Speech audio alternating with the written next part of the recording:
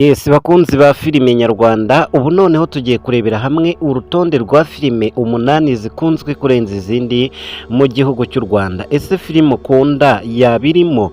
Iyi muri kubona kuri screen yanyu niyo filime iri ku mwanya wa munani muri filime zikunzwe mu gihugu cy'u Rwanda. Iyi ngiyi yitwa Inzira y'urukundo, iri ku mwanya wa munani muri filime zikomeje kugenda zizamuka cyangwa se zikundwa n'abanyarwanda batari bakeya.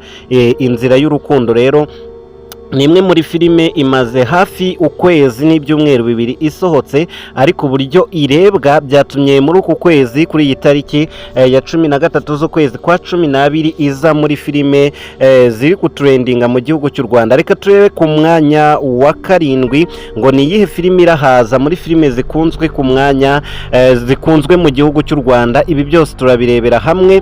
Nimba nawe rero uri umukunzi wa filime, reka turebere hamwe umwanya wa karindwi. Ku mwanya wa karindwi muri filime zikunzwe mu gihugu cy'u Rwanda turahasanga filime yitwa Ibara ry'urukundo. Ibara ry'urukundo byibuze irebwa n'ibihumbi 40 mu minsi 3 cyangwa se ibihumbi 48 mu minsi 4 nk'uko muri kubibona. Nimwe muri filime zakunzwe cyane zicyaduka bitewe n'abakinnyi bazikinamo barimo Cyusa mwamenye mu Nzira y'umusaraba, barimo uwo bita Mamisimbi, Tukote ndetse n'abandi bastari benshi. Kubirimo bano bahitinze ndetse n'uburyo irebwa byatumye muri uyu mwaka ku itariki 13 z'ukwezi kwa 12 iza ku rutonde rwa filime umunani zikunzwe mu gihugu cy'u Rwanda, bayita Ibara ry'urukundo. Iri ku mwanya wa karindwi muri filime zikunzwe cyane. Ese weho filime ukunda cyangwa ufana yabiri kuri iyi liste? Ibyo byose urakomeza kugenda ubimenya. Ni byiza kugenda umenya runo rutonde kugira ngo mu gihe filime warebaga irangiye umenye iyo ukurikizaho ugendeye kuri iyi mibare tuba twagiye tugukorera. Tugiye kurebera hamwe filime iza ku mwanya wa gatandatu. Ku mwanya wa gatandatu turasanga filime yitwa Ibanga. Ibanga ni filime ya Kiramani cyangwa se ya Nyambo, ariko ikinamo na Kiramani, niyo mpamvu benshi bakunda kuzitiranya bitewe n'abastari bari muri iyi filime, barimo Nyambo, barimo Bijiyo Bija n'abandi bastari benshi cyane.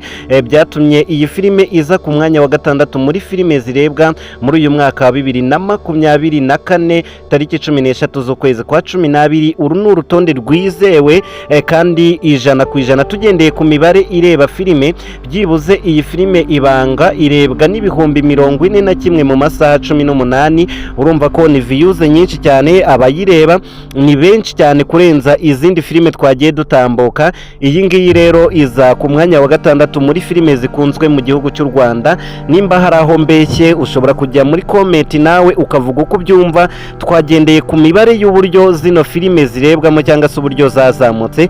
Reka tujye ku mwanya wa gatanu muri filime zirerwa mu gihugu cy'u Rwanda. Ku mwanya wa gatanu turasanga filime yitwa Papa Sava. Papa Sava ni filime imaze imyaka myinshi cyane ikinwa, ishobora kuba imaze nk'imyaka 4 cyangwa imyaka 3 iyi filime bayikina. Iyi filime bitewe n'uburyo ari nziza cyangwa se abayirimo bagenda basetsa abantu, iyi filime byatumye iguma ku rutonde kuri playlist ya top 8 muri filime zikunzwe cyangwa se ziri gutrendinga mu gihugu cy'u Rwanda.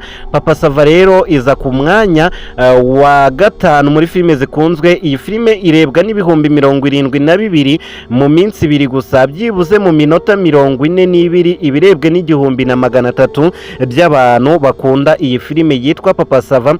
Naga abantu bigeze bayirambirwa kandi imaze igihe kinini cyane. Urumva rero ni filime nziza cyane, abantu baba barishimiye kuba bakomeza bakayireba.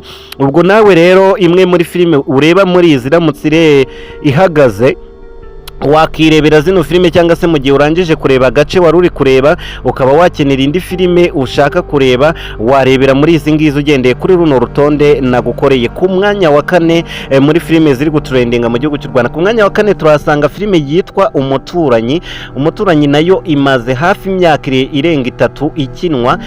Iyi filime bitewe n'abakinnyi bayirimo barimo Rufonsina, barimo Clapton Kiboke ndetse na Barusine n'abandi benshi mwagiye mukunda, abo bose rero biganje muri iyi filime byatumye iza mu mwanya wa kane kuri filime zirebwa cyane cyangwa se zikunzwe mu gihugu cy'u Rwanda muri uyu mwaka wa 2024. Uru ni rwo rutonde rwa nyuma rukozwe ku kijyanye n'izamuka cyangwa se n'uburyo filime zirebwa mu gihugu cy'u Rwanda. Ibi kandi biraguha kumenya sinema nyarwanda urwego ihagazeho ndetse na filime ziri muri icyo gihugu zikunzwe cyane. Ubwo urahita umenya amafilime dufite mu Rwanda umubare wayo, ubwo andi atari bwagaragare kuri iyi liste ayo ngayo nagazwi ntago yari yamenyekana, ni za filime ziba zikiri hasi. Nimba rero hari filime uzi cyangwa se nawe ukinamo ikaba itari kuri iyi playlist, mumenye ko mugifite gukora cyane kugira ngo namwe muzazamuke mukonte abanyarwanda cyangwa se filime yanyu nayo tuzayivuge muri playlist y'ubutaha. Ku mwanya wa gatatu twihuse cyane turasanga filime yitwa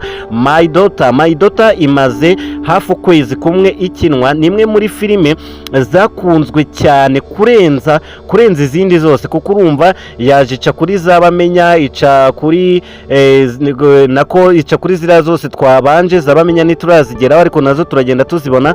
My Daughter byibuze ku munsi umwe irebwa n'ibihumbi 101, noneho mu minsi ibiri ikaba irebwe n'ibihumbi 129. Iyi rero My Daughter iza ku mwanya wa gatatu muri filime zikunzwe cyane mu gihugu cy'u Rwanda, series trending Rwanda.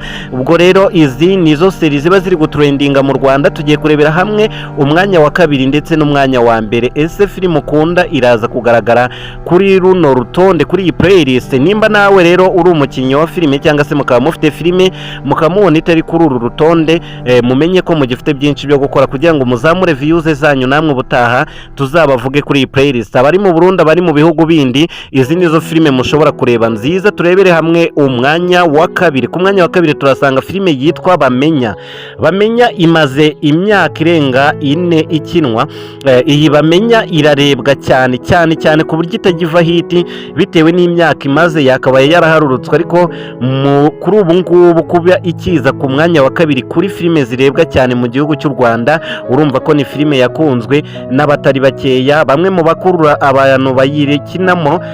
Reka tugere ku mwanya wa mbere, ibyo turaza kubigarukaho. Ku mwanya wa mbere turasanga filime yitwa Inzira y'Umusaraba. Ndizera ko bitabatunguye. Inzira y'Umusaraba ni imwe muri filime zatumbagiye zitungura abanyarwanda, kuko ni filime irebwa cyane kurenza izindi zose. Urareba ko byibuze mu masaha 20 ibirebwe n'abantu bangana n'ibihumbi 257 mu masaha 20. Mu munsi umwe ibirebwe n'ibihumbi 385 mu munsi umwe. Urumva ko ni filime yihariye, ni filime yarebwe kurenza izindi filime zose zigeze zibaho mu gihugu cy'u Rwanda cyangwa se zakinwe.